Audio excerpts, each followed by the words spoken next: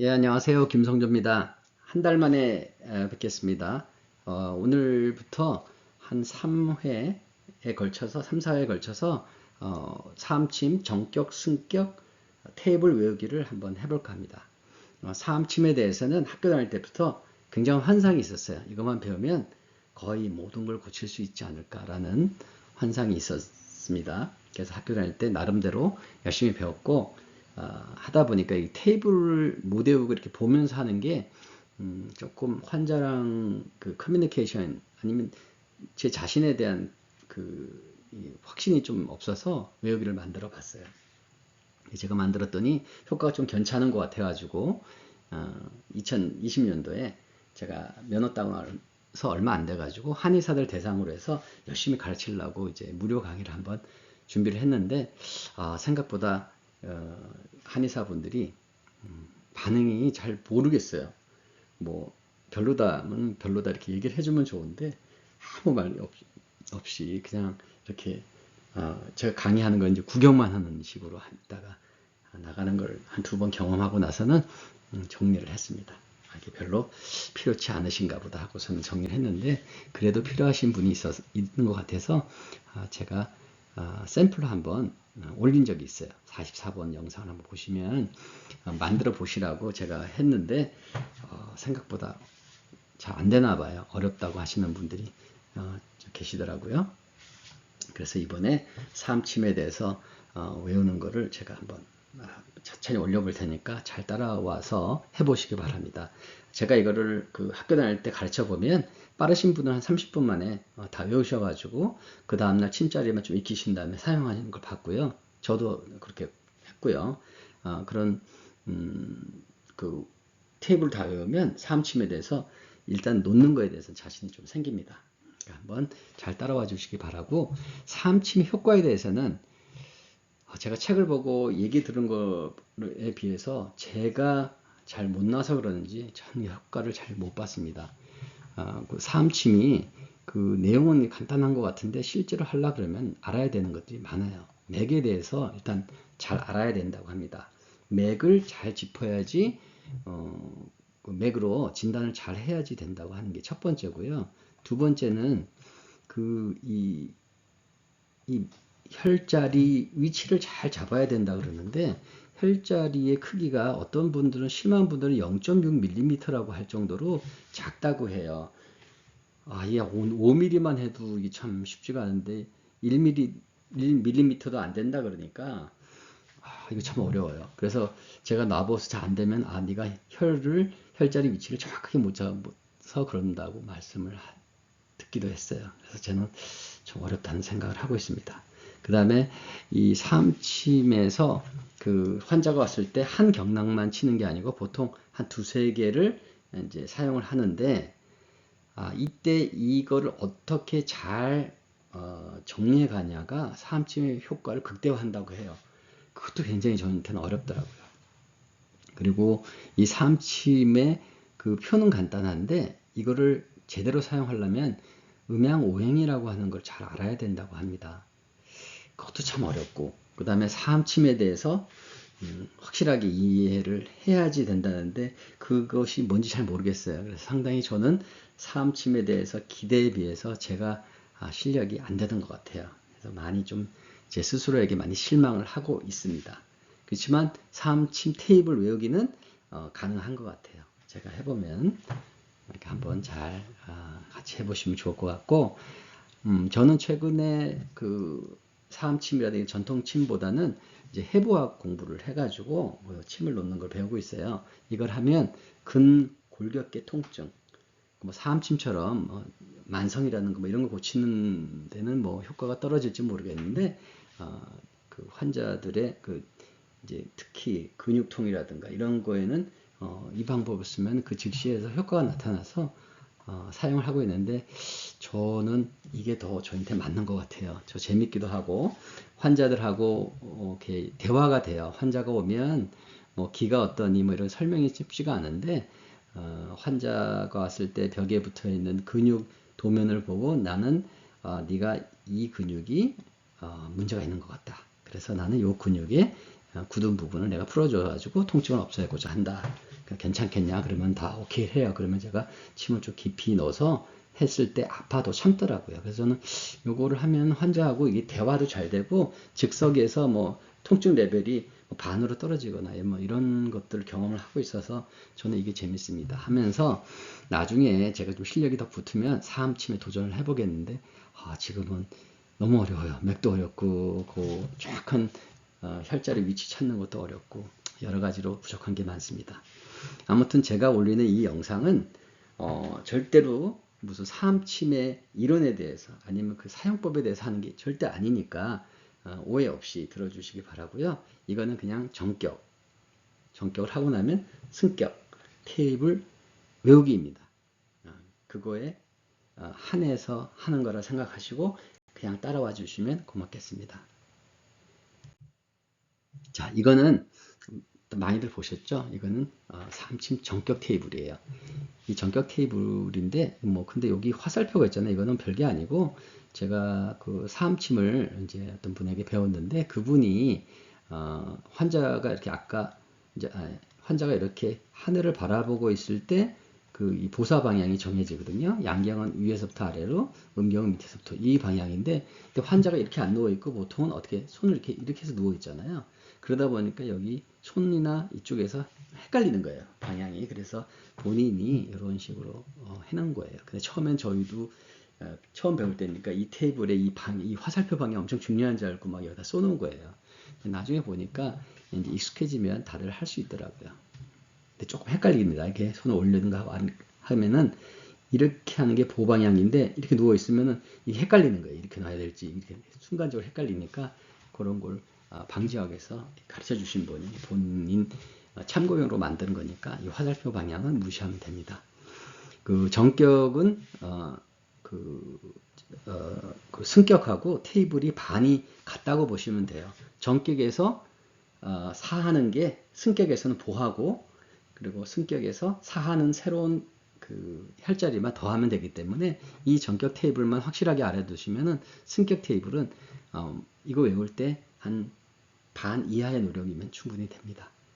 그렇게 되니까 이 테이블을 잘 아시면 되고 그리고 사암침을 사용할 때 정격과 승격의 사용 빈도가 정격이 한 80%, 승격이 한 20% 된다고 하니까 이 정격을 확실히 알아두시는 게 가장 중요하다라고 저는 배웠습니다.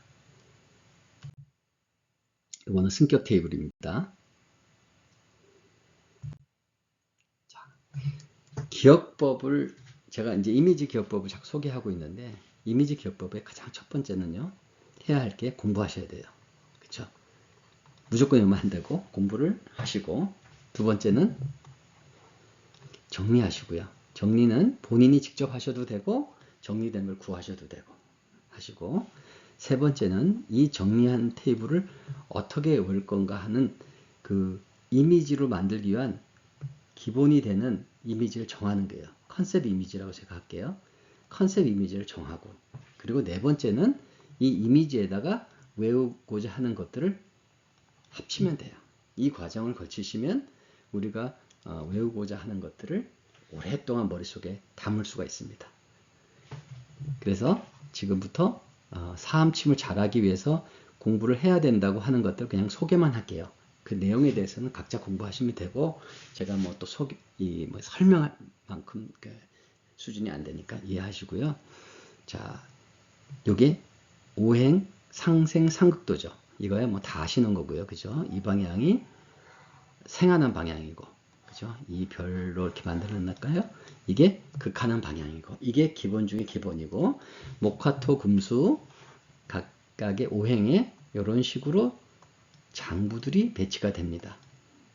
이 장부들이라고 제가 말은 하지만 장부가 아니고 사실은 경락이라고 이해를 하는 게 사암침을 놓을 때는 유리하겠죠. 그죠? 간 그러면은 간 경락이라고 해석하시면 된다고 해요. 그러면 이 간 경락을 알려면 간 경락의 유주를 아셔야 되죠. 유주를 아셔야지 됩니다. 그래야지 이 오행 상색 상극도를 잘 이용할 수가 있다고 합니다. 자, 그래서 유주를 알아야 되는데 유주는 저는 강을 따라서 만들었습니다. 그래서 강의 흐름에 같은 방향이면 보하는 거고 반대 방향으로 자침을 하면 사하는 거고 이걸 영수보사법이라고 그러잖아요. 그렇게 되는데 기본적으로 양경은 대장경, 삼초경, 소장경, 위경, 담경, 방광경 이렇게 되잖아요. 요것들은 팔을 하늘로 올렸을 때 위에는 하늘에는 양의 기운이 가득하고 땅에는 음의 기운이 가득하다 하잖아요. 그래서 양경은 많은 데서 이렇게 없는 쪽으로 흘러가겠죠. 이 방향이 유주 방향입니다. 그 음경들의 방향은요 아래서부터 이렇게 올라가겠죠. 그죠? 그는 수삼양경은 손끝에서부터 머리 쪽으로 가고요. 그리고 족삼양경은 머리에서부터 발끝으로 갑니다. 족삼음경은 발에서부터 가슴 쪽으로 가고요. 그 다음에 수삼음경은 가슴에서부터 손끝으로 갑니다. 이게 그 유주 방향이에요.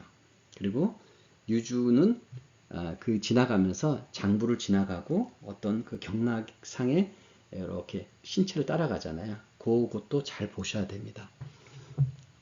그 유주도 꼭 외워두시면 좋겠습니다. 그리고 이 5운6기 테이블도 아주 중요하다고 해요.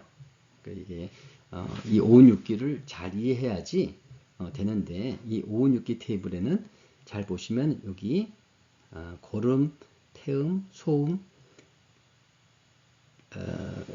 태음 이렇게 있잖아요. 소음, 고름, 소음, 태음. 그 다음에 소양, 태양, 양명은 양경과 요거는 음경의 크기를 얘기하는 거죠.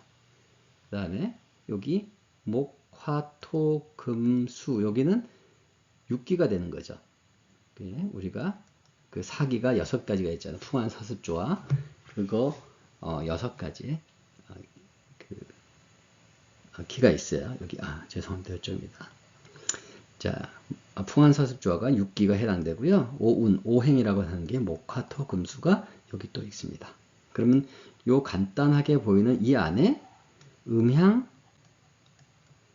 오행과 6기가 다 표시가 돼서 관련된 게 이렇게 묶어둔 거예요. 그래서 고름풍목, 소음군화, 태음습토, 양명조금, 태양한수, 소양상화라고 하는 말을 아주 잘 알아두시는 게 좋다고 합니다.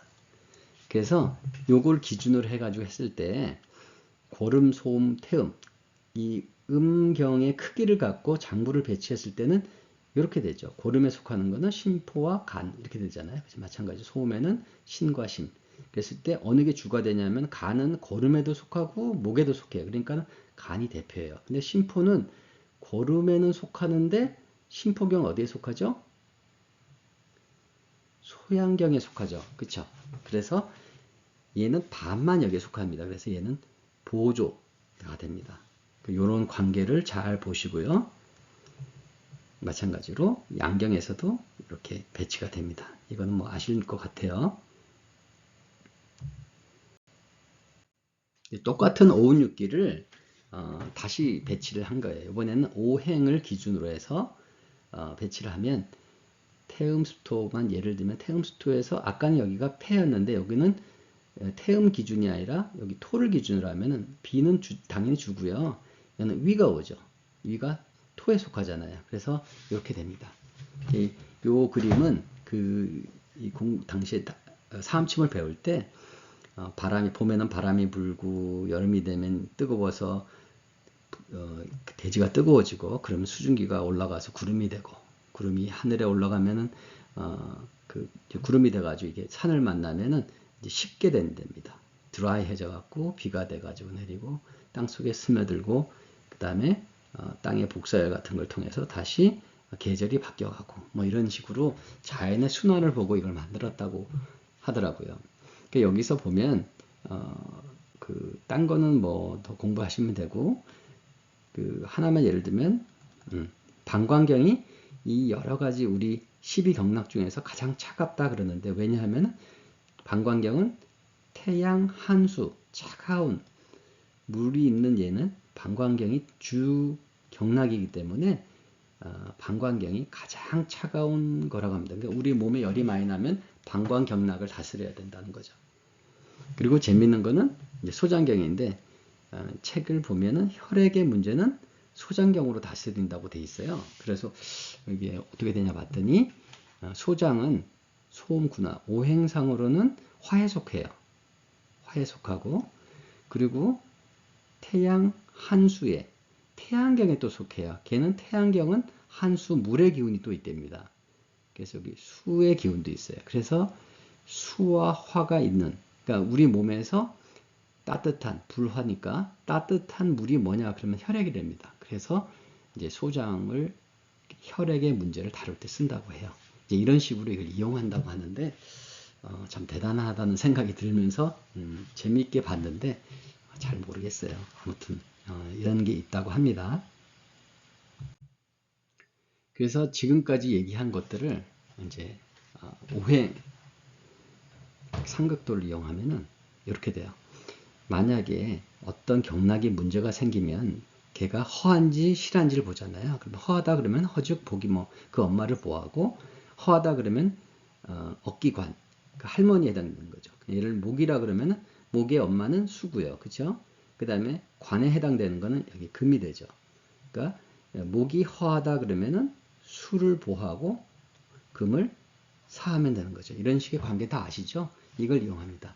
요 관계는 음경은 음경끼리, 양경은 양경끼리 관계를 얘기하는 겁니다. 이거는 요 두 개는 허즉복임, 실즉 사기자 뭐 이런 것들은 보시고요.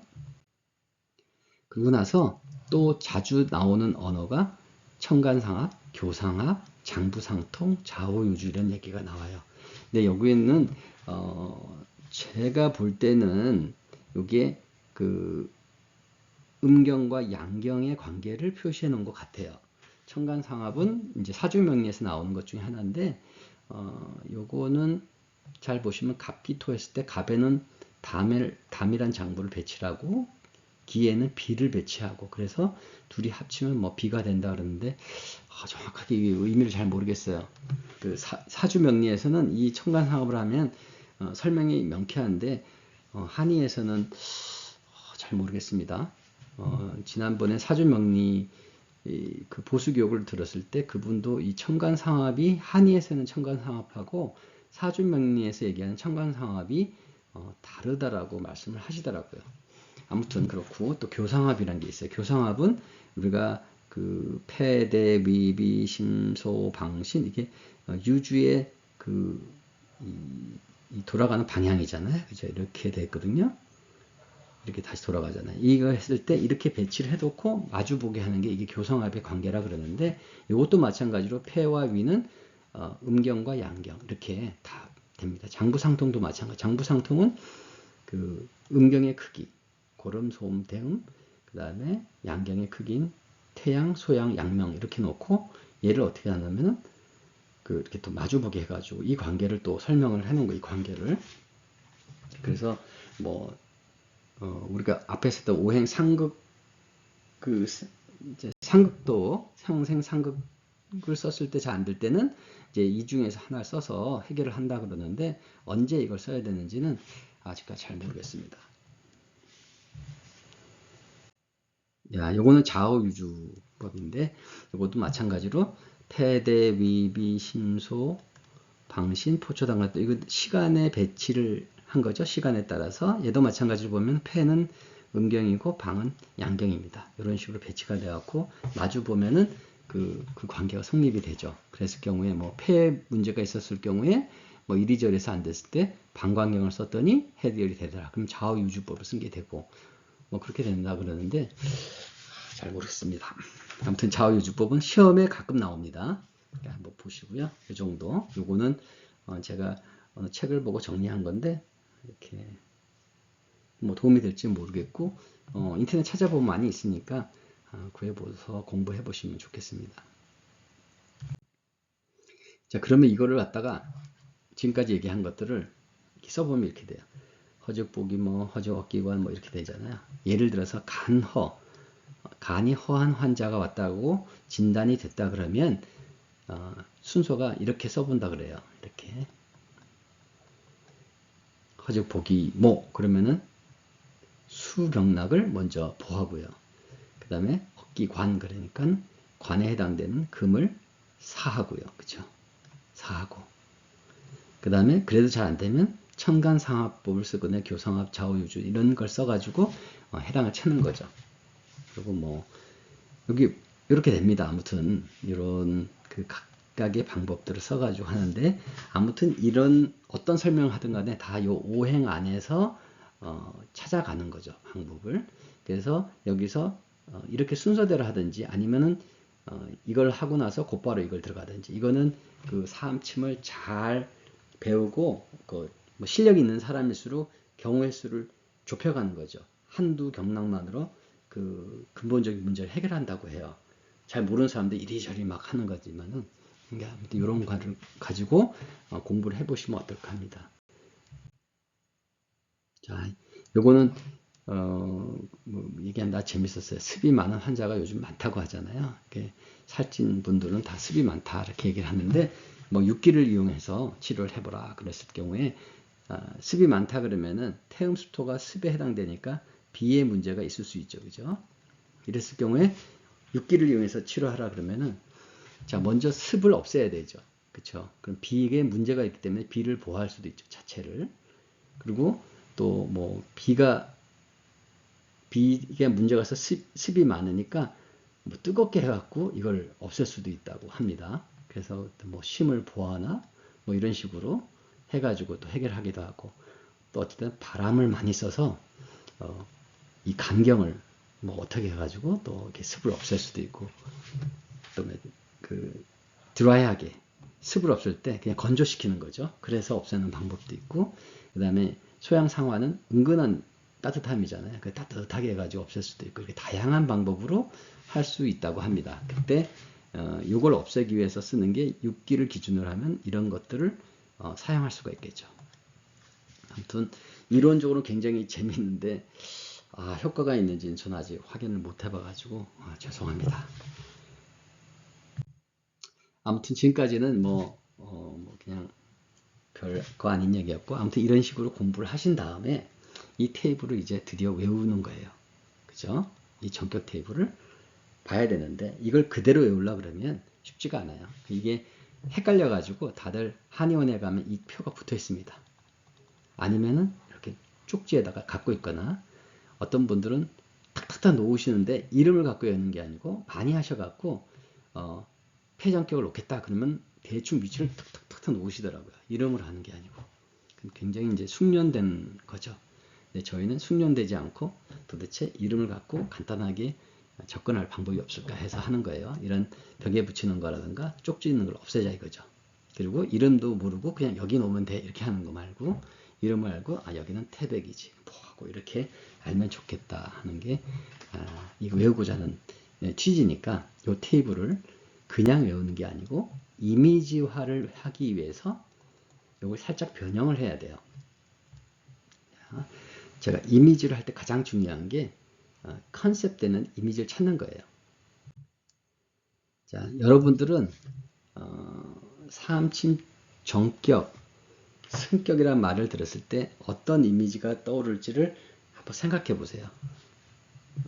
그 이미지를 찾는 게 가장 어려운 것 같아요. 아무튼 앞에서 봤던 그림을 이 정격 테이블을 살짝 변형을 제가 합니다. 얘를 음과 양의 크기로 다시 재배치합니다. 태음에 속하는 것은 폐비고 소음에 속하는 것은 심신이고 고름에 속하는 것은 심포간입니다. 양경은 대장위고요. 태양은 소장 방광이고 소양은 삼초와 담입니다. 그럼 앞에서 봤던 정격 테이블과 이렇게 변경이 되는 거죠. 이렇게 해놓으면은 뭔가 이미지화를 할 수 있는 준비가 되는 것 같아요. 뭔가를 할 수 있는 힌트가 좀 생기는 것 같아요. 뭔가 공통점이 있잖아요. 그죠? 그래서 이렇게 해놓고 나서 이제 저는 생각을 해봤어요. 정격, 승격. 도대체 이 테이블을 바꿀 수 있는 가장 적합한 이미지가 뭘까 하다가 저는 정격이란 말과 승격이란 말을 딱 들었을 때 딱 떠오르는 게 전기였어요. 전기. 제가 어렸을 때 한국은 110V를 쓰다가 220V로 전기를 올렸어요. 그래야지 이제 전송 효율이 좋다 그래갖고 올리면서 그 당시에는 가전제품들이 다 110V에 맞춰져 있다가 다 120V, 220으로 바꾸니까 이 가전제품을 잘못해갖고 막 사고가 나는 거죠. 그죠? 그래가지고, 전격을 맞춰라. 뭐 이런 얘기를 어릴 때 들은 것 같아갖고, 전격, 승격이란 말 듣는 순간에 전 전기가 떠올랐어요. 그래서 전기란 말하고 이것들을 연결을 하는 게 어떻게 할까 이제 고민을 한 거죠. 그래서 딱 떠올린 게 이거예요. 아, 전격 했을 때 전기라는 이미지가 떠올랐어요. 첫 번째 찾은 그림이 이거예요. 전기를 쭉 찾아보니까 이렇게 호주의 오페라 하우스에 이렇게 예쁜 그림이 있어서 이 그림을 중간에 딱 두고요. 그 다음에 오은육기에서 했던 요 말 있죠. 고름풍목, 소음군화, 태음습토, 양명조금, 태양한수, 소양상화라고 했을 때 그 말에서 전기라는 것 같은 전기 발전소하고 느낌이 맞는 거예요. 그래서 고름풍목 했을 때는 풍력 발전기, 소음 군화 했을 때는 태양열 발전기, 태음 습토 했을 때는 습하고 찾아보니까 화력 발전소가 유난히 이렇게 증기가 많이 나와요. 그래서 화력 발전소를 갖고 이 이미지 갖고 태음 습토의 이미지를 하기로 했어요. 그리고 양명 조금은 조금 드라이한 건데 무슨 발전기가 있나 그래서 고민하다 보니까 지열 발전을 하면은요, 땅 아래에 있는 마그마의 열기를 이용하기 때문에 땅 밖에는 아무것도 없어요. 그래서 드라이 땅은 이렇게 보다시피 그래서 지열 발전소를 양명 조금의 이미지를 쓰기로 한 거죠. 그 태양한수는 뭐 당연히 수력 발전소고요. 소양상화는요. 소양상화는 어떤 큰 변화를 일으키는 거라고 해서 저는 배웠거든요. 그래서 소양상화는 변전소로 하면 이미지가 딱 맞겠다 해가지고 이렇게 전기를 중심 컨셉 이미지를 하고 그다음에 고름풍목, 소음군화, 태음습토, 양명조금, 태양한수, 소양상화에 해당되는 각각의 전기 이미지를 하나씩 붙이는 거예요. 풍력발전소, 태양력발전소, 화력발전소, 지열발전소, 수력발전소, 그리고 변전소 이렇게 하고 났더니 이미지가 딱 자리가 잡히더라 이거죠. 여기까지 만드는 게 가장 오래 걸렸습니다. 이러고 나서부터 여기다가 이렇게 붙여나가는 게 그렇게 어렵지가 않았어요. 그러니까 여기까지 쭉 따라와 보시고요. 요게 되면 그 다음에 다음 시간에는 다음 영상에서는 요 그림 하나하나에 대해서 우리가 그 앞에서 했던 그 전격 테이블에 혈자리를 하나씩 붙여가 볼게요. 제가 편집을 잘 할 줄 몰라갖고 한꺼번에 쭉 하느라고 시간이 많이 걸려요. 아무튼 오늘 여기까지 하고요. 제가 또 시간이 되는 대로 이제 본격적으로 혈자리 외우기를 한번 해보도록 하겠습니다. 이상입니다. 감사합니다.